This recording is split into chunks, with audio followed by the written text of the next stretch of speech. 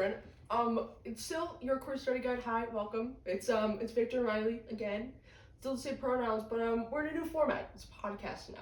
We're podcasters, not YouTubers, because a bit too hard. But this is a creative decision on our parts, so we can talk and be less awkward, and we can actually look into the camera this time. Today, we're going to be talking about queer stereotypes and myths that we are going to debunk. They're based on an anonymous survey that we've conducted from the staff at our school, as well as the students, but today we're focusing a bit more on the staff. First two responses not looking too good. You just got punctuation marks. You got a period and question mark. But our question was, what stereotypes, biases, or assumptions do you hear in our community about the queer community? What's confusing about that? Like, seriously. Yeah, I think they were confused. Maybe they don't know. Maybe, hey, we're gonna give them the benefit of the doubt. Our next two responses are just name calling. Nothing much to say about that. I mean, have you been called a name before? I have never been called a slur, actually. Okay. I've been called a slur, but in a funny way. That's a different video. It's a different video.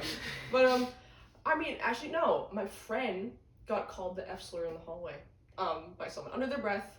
I do know who the person was. Not gonna say their name, but, it checked out. Let's just say that. It checked out. Actually, yes. One time in my English class last semester, it was the class of the steel-toed conservatives. Oh, there we go. All the truck boys who are, like, very anti-gay. That's also a stereotype, but it's, it's okay. But two of them were, like, play fighting, and they whispered the F slur to each other under their breath. And I'm like, excuse me? So, well, you can't call, if you aren't the person that, has that slur attached to their identity, don't say it. I mean, just don't say slurs, but, if you're allowed to say it, then just say it. If you're not allowed to say it, don't say it. And personally, I feel like because I haven't been called slurs, I won't use them, even as, like, a joking way, but... I mean, I think it's funny. Like, if someone calls me a slur, I'll just laugh at them, because, you know what, hey, my gay friends call me slurs too, but just the gay ones. Yeah. Let's see the next one. Okay, the next one, this one makes me laugh. Mostly things around alphabet soup or LGBT, blah, blah, blah, making fun of the name or lack of understanding the importance of things non-queer people take for granted. Alphabet soup note, that's just a queer community thing. Yeah. There's been terms like alphabet soup, alphabet mafia, just to refer to the acronym of it being so many letters. It's not inherently a bad thing, it's just, a little funny thing that we say in the queer community. And sometimes younger queer folk will come up with different acronyms so their parents don't get confused. Yeah. Like, the middle school GSA is the Rainbow Alliance. Yeah. And a online forum I was a part of for a while, for specifically young writers, we used Quilt Bag. Mm-hmm. Still stands for the same thing, just, mix it up a little bit. Just a little bit silly, just a little bit fun. Yeah. So, I'd say alphabet soup is not a bad thing. No, it's fine. I think it's just a silly thing. But, making fun of the name, I mean, I hear people say all the time, like, oh, those, like, LGBT, whatever, like, it's an acronym. I know it's a big acronym, but it's not that hard to learn, people. Yeah. It's just letters. If you can say FBI, you can say CIA, you can say LGBTQ. It's not that And honestly, LGBTQ, add a plus on there, you got everything covered. Yeah, like, you're fine. I feel like most people say that, though, inherently to make fun of the queer community. Oh, yeah, no, absolutely. I think people, even in the queer community, don't know what some of the letters mean sometimes, so that can be difficult. Yeah. But I think just understanding that LGBTQ plus means the queer community as a whole that's all you need to know. Yeah. Yeah. Okay, next. That behavior or speech patterns dissimilar to a person's birth, gender is an automatic indicator of homosexuality. Stereotypes. Again, a stereotype. Not every, gay person or queer person, lesbian, bi, whatever, acts the same. We're all different, we're all humans, we're all, unique. I mean, I guess there is some, like, things associated with being a certain type of queer, like, speaking from, my bisexual identity. When I first came out, in middle school, I was like, okay, what do bi people look like? And I was like, it was, having the bob, wearing the flannel, which I still do, and like tucking in the shirt, I'm still doing it, and cuffing the pants. I do 3 out of 4 of those things, but it's not inherently bi. You can be gay in any way you want. It just depends on how you identify. Like who you're attracted to. Like what it looks like doesn't matter. It's just how you feel on the inside, I think. Okay. Again, unfortunate, hostile, homophobic comments I overhear in the halls and at lunches by some members of the community. I always interested in when I hear them. That's good, calling people out for being bigoted Yes. or, ignorant is important because we love doing that. Yeah, if people don't hear that what they're doing is wrong from anyone, they're just going to continue to do it because they've, had this idea in their mind that it's okay to, make fun of something or mock something, and it's I think people just often don't have resources like this that tell them like, hey, this isn't like funny. I mean, we make jokes sometimes about each other, like, haha, gay, but that's all in good fun. This is like, being mean to be mean. Transgender kids will change their mind. Well, no. I guess it is important to allow things to change. Kids, especially kids, are still finding out their identity and still figuring out who they are. So if their understanding of their identity changes, that is completely okay. But that is a very small minority of kids who are trans. And I think it's honestly better to not worry about that. Worry about the slim possibility that is the case, and just believe them because they know who they are better than their parents or their family because you aren't them. Yeah, I know. I've heard so many stories about people like detransitioning and transphobic and homophobic people taking that as, oh, it's just like a phase that someone has. It's like, no, it's not. Like gender identity is such a fluid concept. It's not like, oh, you're one thing one day and you're gonna stay that way for the rest of your life. Like I'm not trans, but I used she, they pronouns for a little bit of time, and I realized like, oh, maybe this doesn't fit me anymore, and I went back to using she, her. So it's not a bad thing. It's honestly just figuring out yourself and how you identify. It's not like something that should be demonized or made to discredit the queer community. And also, I feel like not even transphobic people, but people who are like not as accepting, but not necessarily completely transphobic, grasp on to detransitioners as like a little beacon of hope and a little beacon of fear too. Like that it'll change. And I don't know. I've seen statistics on how the majority of people who detransition do it for like safety or for peer pressure reasons, not because their identity changes. It's a very small amount of people who detransition because they aren't trans. But like we said, that it is figuring out who you are. Let's not make that a bad thing, but those people cannot speak for the trans community because they were never truly trans. Yeah, I mean, if you want to hear someone's detransition story, I would recommend watching Grayson's Projects. They have a good story about that, and they will definitely clear up a lot of questions that people still have. And I think it was good for me to learn about that. I think we kind of already talked about this next one with that the queer community is not natural, it will pass. Yeah, I mean, I think people take that as like seeing the influx of how many people have been coming out in the recent like decade. And it's not that more and more people are, becoming queer. It's the fact that more and more people feel comfortable enough to come out and live authentically, because in the past it was so stigmatized and people felt they needed to hide their identity to fit social norms. And there was still probably a large population of queer people. We just didn't know that they existed. Also, a lot of them died because of the AIDS crisis. Exactly, So there's not many like older queer people nowadays because of the AIDS crisis. Also, if you Google like the graph of people who are left-handed versus time, it goes like that or something. Yeah. Because it started going up when it was not decriminalized, but destigmatized. And so as soon as it was destigmatized from being a bad thing, more people let themselves be left-handed when they actually were. Yeah.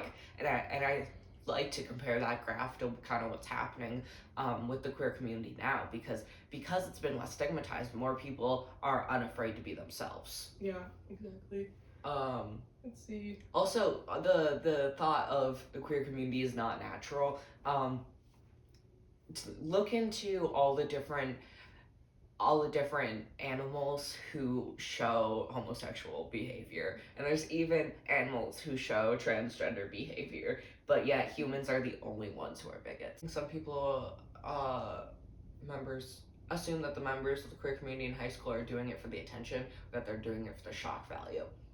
I have never heard of someone doing that. People can assume whatever they want, but I think that's just another way for parents and older people to protect their images of their kids. Oh my god, no, they're just faking it. They're just doing it to be cool, because they want to, because the parents don't want it to be true. I mean, I've definitely heard of people that, take on a certain, identity, queer baiting. That's a huge discussion, for instance, that people will, assume an identity to, be someone who they aren't. And I've heard that before. That's not queer baiting, though.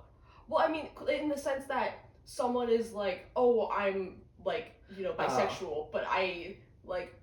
girls being like, hey, I'm bisexual, but I only like men. And, that's a huge debate anyway. But it's giving yourself a label that makes you seem more interesting, but you don't actually follow through with it. I've heard that so many times, and I think it's ridiculous. Yeah, there's definitely been kids in our school who claim they're trans just so they're cis men, and they claim that they're trans so they can just go into the girls' restroom and vape with their friends. Yeah. Honestly, I don't even know how to approach that situation. I just can't believe that someone would do that for that reason, especially when being queer is still stigmatized as it is, and especially with what's going on with all the anti-trans legislation in the country. I'm just shocked that someone would take advantage of that. And I know, it's so harmful because it discredits the identities and existence of real, queer and trans people to the point that anyone can claim that they're anything, and because of certain, societal norms now, it's we almost have to accept them because it's well, we don't know that person personally, and that's harmful on both sides because, some people will say oh, you're not actually this, and they'll actually be, queer or trans, but then we say that, oh, they are, trans or queer, but they aren't, and we have to go along with it sometimes. So it's really difficult for us. The people who say they're bi, but they only like men, so they're actually straight women. But it's also difficult because I know there is a large amount of biphobia around people who are in straight relationships, and they're like, oh, you're straight, but because you're in a straight relationship, but they're like, no. Yeah, that's another thing too. It's there's people within the queer community that discredit the existence of bi people just because it's they're oh, pick a side, but it's that's not what being bi is. The B in LGBTQ is there because we are queer people. It's I feel I had a girlfriend before I ever had a boyfriend, and I, had relationships with guys and girls, and it's I almost have to prove to others of my sexuality, be oh yeah, even though I like this guy, I did have a girlfriend, so, I am bi. And it's ridiculous because I feel people that are, gay or lesbian can just say oh yeah, I'm this, and people will automatically assume oh yeah, they're queer. But it's, when it comes to the question of people being bi or pan or omni, it's well, you're not actually queer. Which is ridiculous because I'm definitely queer. Yeah. I'm not yes, straight. I agree. You are definitely queer. Next interesting one, that they expect a special treatment.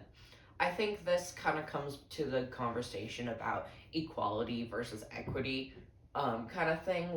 It's not that we expect special treatment. We expect to be treated like everyone else, which inherently is kind of special treatment because of how they treat queer community, if that makes sense. Yeah, but it's not, though. But it's not. It's just, we're asking for the same Yeah. respect that you, or that most people would give to, you know, cis and heterosexual people. Like, we're just asking to have our pronouns be validated. We're asking to have our sexuality and romantic preferences be validated by people that are, you know, considered the majority, which I don't think is a huge ask. It's just like, you know, it's only a huge ask because they're homophobic, Yeah. which is why it seems like special treatment. like, if we can respect someone's nickname, then you can respect our pronouns. You can respect, you know, who we are as people.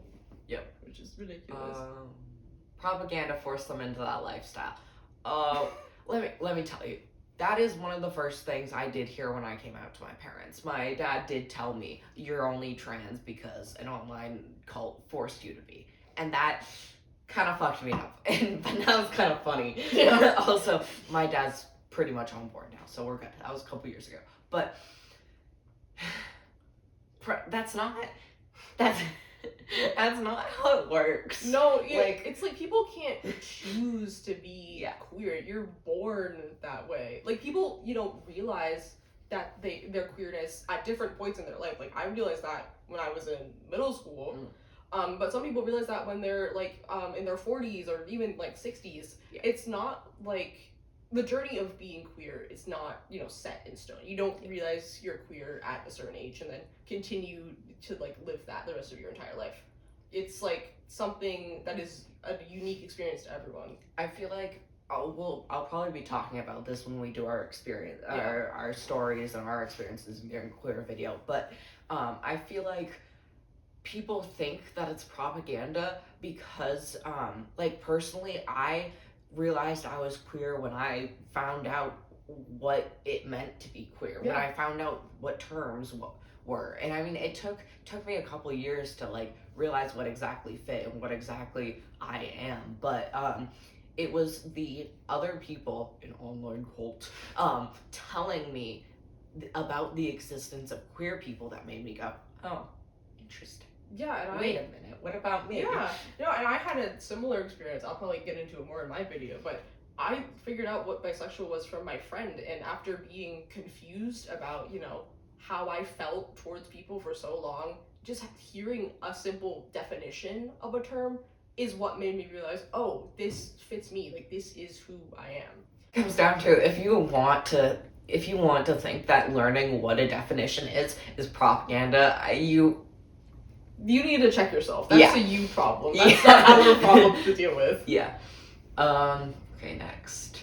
People making assumptions based on someone else based on social media photographs or interests outside of school. So, I know this could be about stereotypes, but what I think this is about is the gaydar. So there's a difference between gaydar and stereotypes. Well, how do we explain the gaydar for our viewers out there? So it's like when queer people, it's pretty much queer people's ability to tell if other people are queer. It's like a vibe check, basically. It's like if you're in like if you're living a certain life for a certain amount of time, it'll be easy for you to like pick up on people that also share that with you. It's like, oh, this person is like gay, oh, this person is bi. And it's not like a bad thing, it's like a good thing. It's like, oh, I've found, you know, people that are similar to me, and just based on, you know, how they're acting and who they're like interacting with. Definitely some parts of the gaydar can draw from stereotypes. Yeah. But I feel like it's a lot more authentic than straight cis people outside the community making stereotypes, because those stereotypes are usually gone through the grapevine in some sense. Yeah. Whereas you're in the community, you know what to look for. Yeah, I mean, I guess historical examples of gaydar, you know, happened because queer people could not openly express their sexuality, so they had to come up with little codes for it. Like, for instance, gay men saying, like, oh, are you a friend of Dorothy? I thought that was lesbians. Or was it? I don't remember. I think one of them. It's a gay term, you know, saying, like, the Judy Garland and the Wizard of Oz, like, she was a queer icon, so saying that was enough to be like, oh, you're gay too. Also, the hanky code in the 80s as a way for gay men to express their sexual preferences without saying it out loud, like using different colored bandanas and wearing them in a specific way to, denote their preferences. So the gaydar has existed in many different forms, but now I think it's just based on, vibes and just overall appearance of gay people. Let's see. I know for a fact there are students who are afraid to come out, not because they fear violence in our community, but because it is still foreign or even frowned upon by their peers.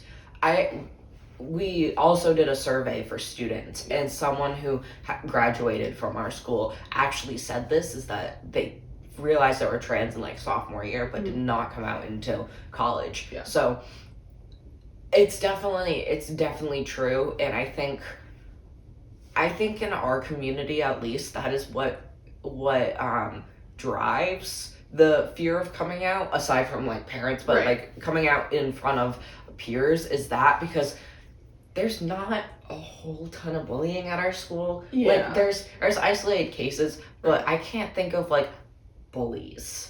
I feel like that culture was definitely more in middle school. Like gym room, like locker talk, like that kind of, just like offhanded derogatory comments, not directed towards anyone specifically, but just, the feeling that there are people that, disagree with certain lifestyles. It's also hard because like cliques don't really exist anymore after like COVID in our, at least in our grade. I mean, there's friend groups. I wouldn't call them cliques though. Like popular people. I mean, I guess they're cliques, but there's no like popular people. Derogatory. So I guess this assumption, this comment, I think that's pretty true. I mean, I've had friends that, aren't in my community that have had to, they've come out to me, but it felt like they still need to hide it to their friends. Like, I had one best friend who, was able to be comfortable enough to come out to me after he realized he was bisexual, but couldn't come out to his best friends in real life just because of the stigma that surrounded being gay in his community or being bi in his community, and not being able to have, a support group like we've fortunately been able to have at our school and our community. And I definitely feel like it is harder for guys to come out as anything that, like, isn't, especially bisexual guys, because it is so stigmatized and sexualized, that having support groups and stuff is important for, not having the fear or the worry of being, frowned upon by your peers. So I think there's definitely work to do, and it definitely still happens, but I feel like our school and our community is good at making sure that queer people are comfortable coming out and being able to express themselves openly. At least with some teachers and some. Yeah, there's definitely some teachers. I don't think I agree with that statement with the community as a whole, but I also find it difficult because I came out right before I started high school because I knew I couldn't hide who I was and I had to be myself. Like, no matter what the consequences were, I'm like, there is no way I am being anyone but my authentic self. So I was like, I'm just going to suck it up and deal with the consequences. So I guess I just don't really know the perspective of being in the closet in our high school community. But I mean, I started, being more open about my sexuality in high school, but it wasn't a thing I really had to say to anyone just because it was like a sexuality. It's not, I don't think being bi isn't the same as being trans, because I feel like that's definitely more of like an outward identity thing, not just something that you say or that's like you do. Plus, your bisexuality doesn't really concern like the teachers and our peers necessarily. But me being trans does in some sense. Because they need to know how to refer to me and how to respect me in the same way they respect cis students. Talking about transgendered individuals or differing sexual orientations is harmful to younger kids and is an attempt at brainwashing them.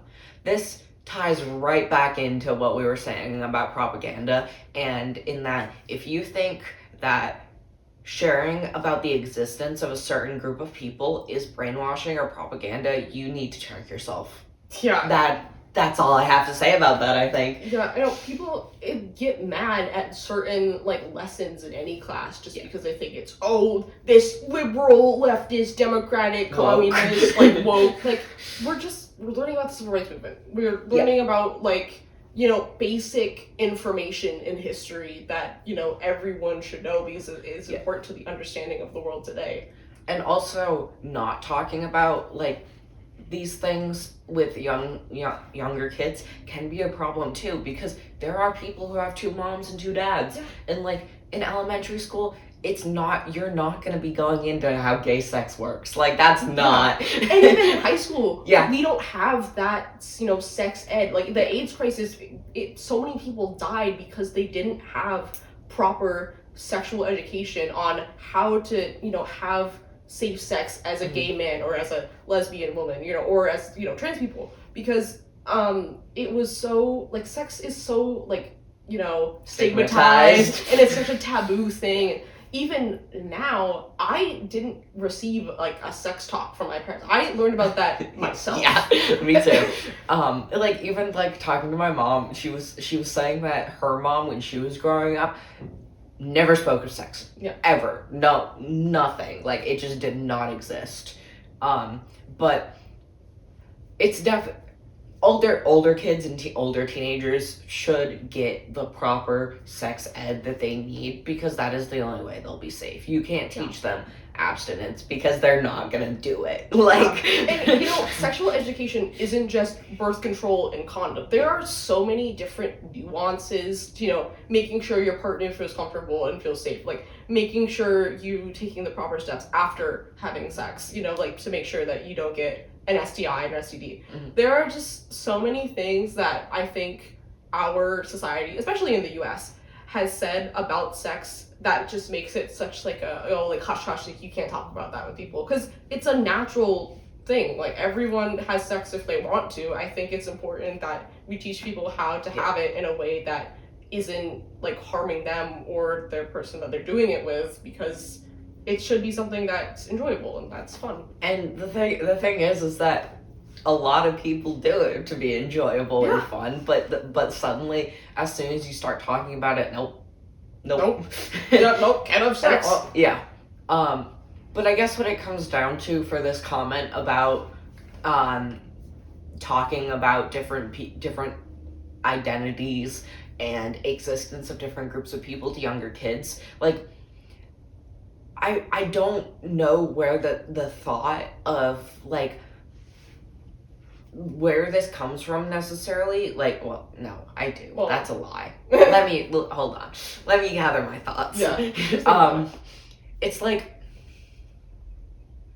talking about someone's existence is not brainwashing. Yeah. Like, talking about the existence of communists isn't teaching communism. Like, I learned about all the, like, different facets of communism in my history class, and, like, the differences between democracy and communism. I'm not a communist now that I learned about it. Yeah. It's like, oh, that was a part of history that I think is important to know. Then it's a part of history that's important to know, and then if you choose, you can look more into what communism is or what different social parties is, and I think that should be the same with different identities. Like, yes, transgender people exist. Yes, gay people exist.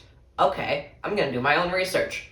That's it. Yeah, no one is forcing you to be anything. They're just simply stating that people, like, there are different people that aren't the same as you, that have the same amount of validity as your own identity. I feel like it also scares people outside the community how welcoming the queer community is. Yeah. But the thing is, the queer community is so welcoming because everyone else isn't. Right. So, like, when I discovered what queer is, people were all, and I was like, I'm questioning my gender and sexuality, and the community was like, awesome, feel free to ask questions. We are here if you want to hang out. Like, that is fine. Mm-hmm. And that's not brainwashing. It is simply being accepting. Some people need to learn how to do that. Yeah, going back to my friend, when he told me he was bi, and I was like, that's cool. He's like, he was confused because I was so, like, welcoming towards him and, like, so accepting of him. And I think it's important just to, like, if you are, a straight cis person and you have a friend that, is comfortable enough to come out to you, just to be, like, supportive and saying that, oh, this is great, like, this is really, like, good for you because you're living authentically. Mm-hmm. I think just even saying something as simple as that will make the difference in that person's life. It will like be a really positive impact on them. Please don't say how brave they are. Yeah, don't say that. Coming out is not bravery, and I don't think that we should even call it coming out. I think it should be letting people in, because that's what it is. Yeah. You're not, sharing your sexuality to, like give people some new information. You are, being vulnerable and letting yourself be your authentic self around people that you've already trusted and like grown up around. And I get it, that is inherently bravery, because you're brave enough to let those people in. But queer people hear that so much, they're kind of sick of it. Yeah. It's not brave of me to kiss women, I'm just doing that because that's what I want to do. Like, yeah. It's like, I understand why people are like, oh my god, you're so brave for being yourself, but I'm like, I just can't be anyone else. Yeah. That's it. Okay. I hear a lot that it's a choice, and stale jokes about attack helicopters and people identifying as cats. Well, okay, if you want to look at our video about pronouns, we do talk about neopronouns. Yeah. I'm sure this is not what they are referring to, obviously. The attack helicopter has been a joke since 2016. Also, outdated joke. Why are people still making that? Yeah, stale joke. There are definitely people that, have neopronouns that are, noun-based because they don't feel like they fit into a certain identity, and that is, either, like, she, her, or he, him, or they, them, and they need to have something else to feel like themselves, and that's perfectly fine. Like, if you want to identify as a cat, go ahead. I just, people, I think, should be allowed to identify as what they want to identify, as long as it doesn't hurt them or other people. That's what I say about that. I agree. Gender is such a weird concept once you can break away from the idea of it just being your sex. It becomes a whole giant mess of what the hell. Yeah. Honestly, and like, there are definitely some days where I think I have no gender more than others, because I'm like, what the hell is gender? Yeah. Like, what? So understanding that people can identify with, not even necessarily identify with, but find their gender represented in things that aren't necessarily human is really common.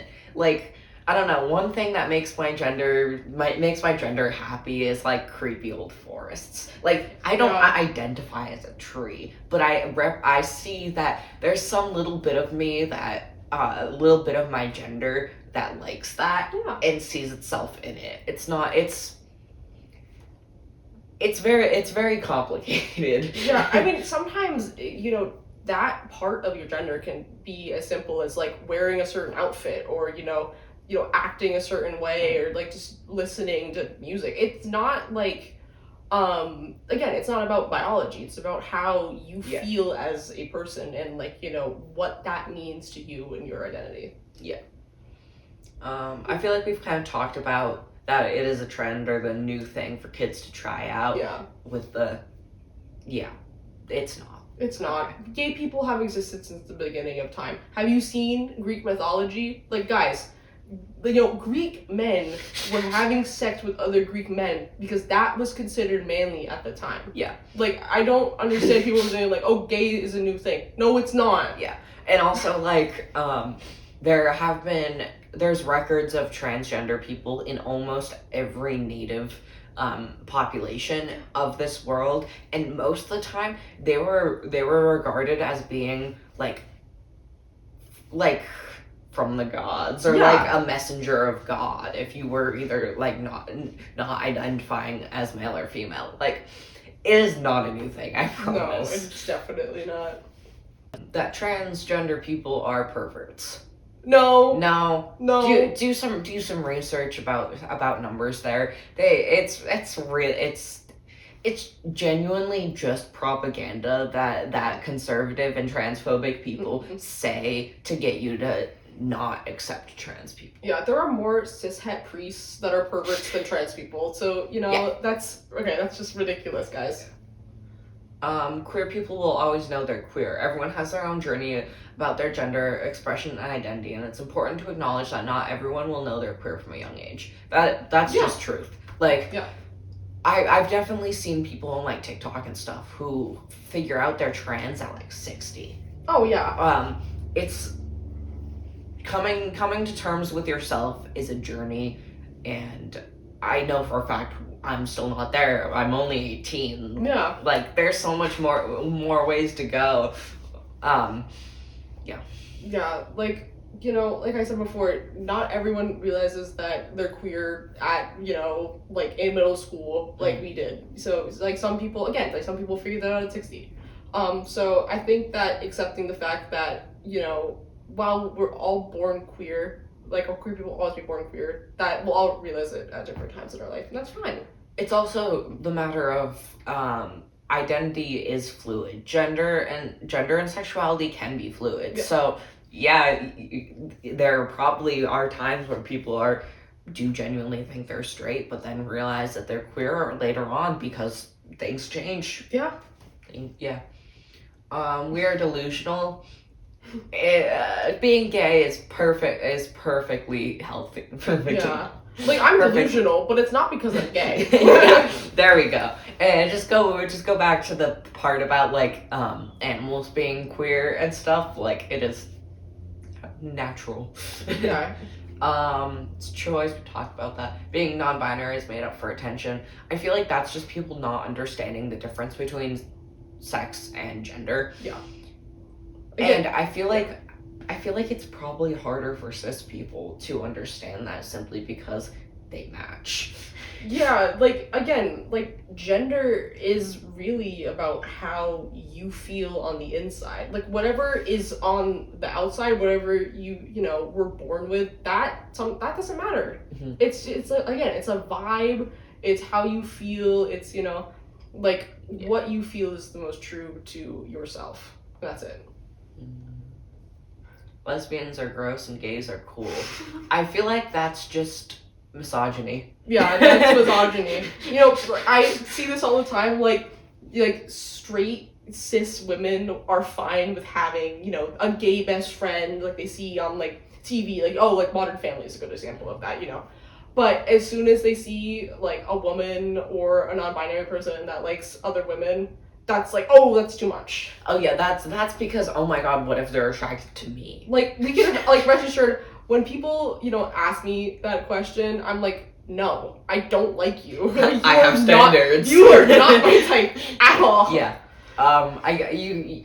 When someone comes out to you, as queer, don't automatically assume they're attracted to you. Because, that's just weird. Because they probably aren't. Yeah. You are not their type most of the time. Yeah. It's a different story if you're secretly gay and in love with your best friend. Yeah. But like, that's not out of the blue. Okay, treating people as either victims of molestation, unnatural, mentally ill, or prone to criminality, harming children. No. I'm not a victim of anything. If I'm a victim of anything, it's a victim of, you know, like, schoolwork or like the stress of like living in America. Yeah. That's not like I think there are cases, but there's cases to everything. Exactly.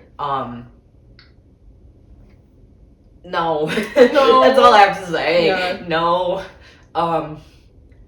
People as like mentally ill, that's just, we've talked about it. It's perfectly natural. Yeah. I feel like a lot of people are mentally ill, but that's because a lot of people are mentally ill, not because they're queer. Yeah, you know how many cis and like straight people are mentally ill? It's like not that like unusual. Honestly, I feel like there's more mentally ill people than mentally healthy people. Yeah.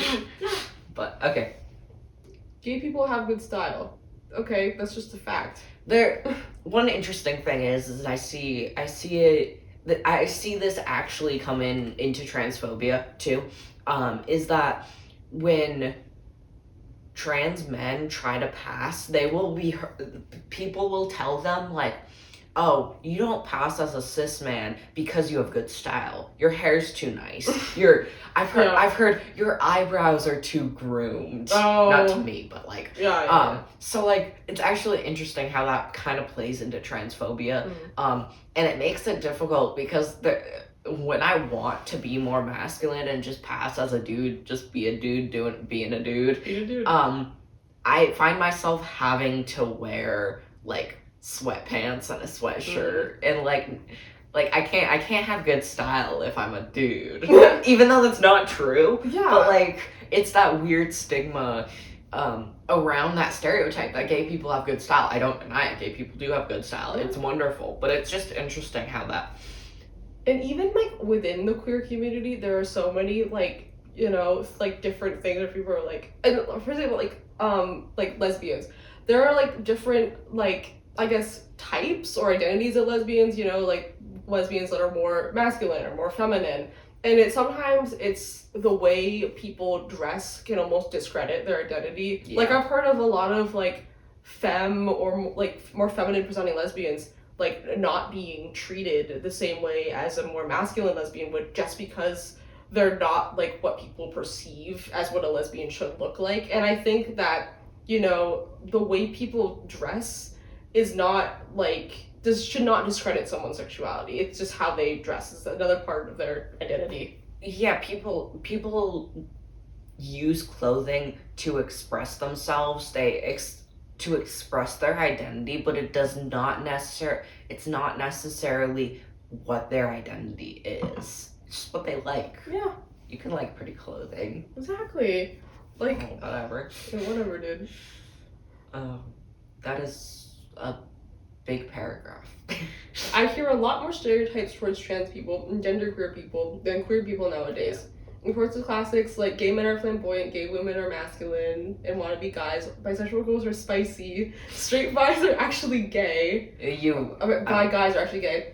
Asexual people have something physically wrong with them. Any queer person doesn't fall under those labels or faking it. The most dangerous one are towards the trans community, that they are predators and groomers. Just a few days ago, when I was testifying at the State House, there was so much transphobia and talk of grooming in the rainbow cult. So that was a mouthful.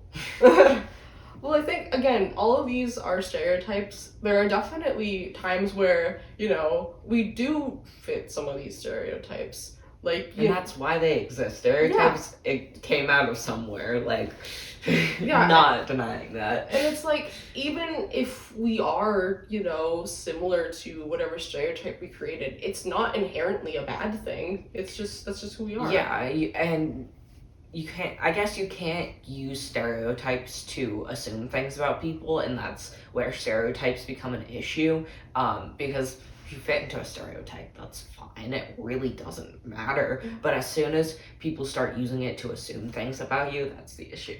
And also, talk of trans people grooming in the rainbow cult, I swear, that is just people who are transphobic making things up. Yeah. Like,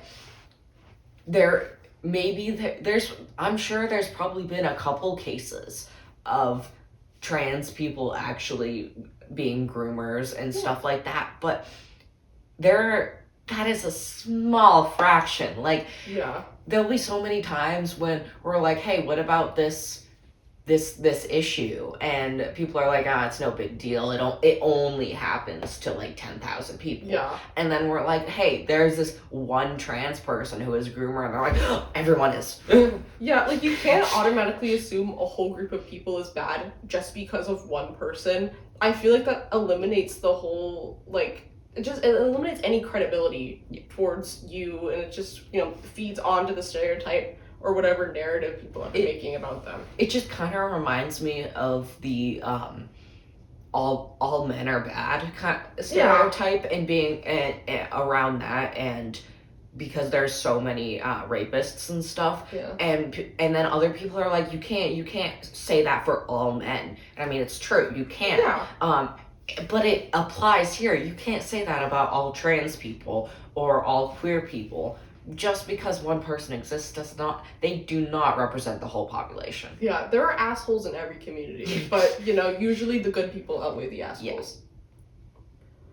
Dislike and judgment towards baby gays. So, well, what is a baby gay? Yeah, a baby gay is usually someone who is just discovering their identity. Oftentimes it is younger people, like middle schoolers. At least it kind of plays into that baby part of the baby gay. But a lot of people don't like them because they're cringy. But honestly, they're just discovering who they are. Everyone goes through the phase of discovering who they are. And like, let them be themselves. I was a baby gay once. I was cringy once, but that was a part of my journey. And like, if you hate on baby gays, you are just being homophobic to your own population. Yeah. Honestly, like, leave them alone. They're not doing you any harm. I mean, people do say like they're making the whole community look bad, but that's not. You need to. The people outside the community need to understand that that's just a part. Just a part of being queer is being a baby gay. Honestly, people come in so many different forms. Yeah. You can't just take one small like minority of people within the community and say that applies to every single person in the queer community, because it's not. And again, like, yeah, we've all gone through a baby gay phase before, and that, like, sure, it was bad, I guess, in some ways, but that is the first step into, like, realizing who you are, and that also might change as you get older, so there's nothing wrong with that. Like, looking back on it, yeah, it was cringy, but cringe culture is just bullying. Like, calling things cringy, that's just being mean. I won't deny it. So, leave baby gays alone. They'll grow up. Yeah, they'll learn. It's okay. Yeah. Is that good? I think that might be everything. I think we're good. All right. Oh, good. To do an outro. Well, you know what? That is the end of today's segment of Debunking Queer Myths. Let me tell you, we had a great discussion about that. I hope you guys enjoyed this new format. Let us know in the comments how you enjoyed this new format, if you'd like to see it continue. And remember to, like, subscribe, and hit that notification bell for more Your Queer Study Guide, where we teach you about being queer one step at a time. And don't forget, do your own research. Us at Your Queer Study Guide encourage you to make your own informed decisions on everything we talk about. Yeah, and we'll see you in the next video.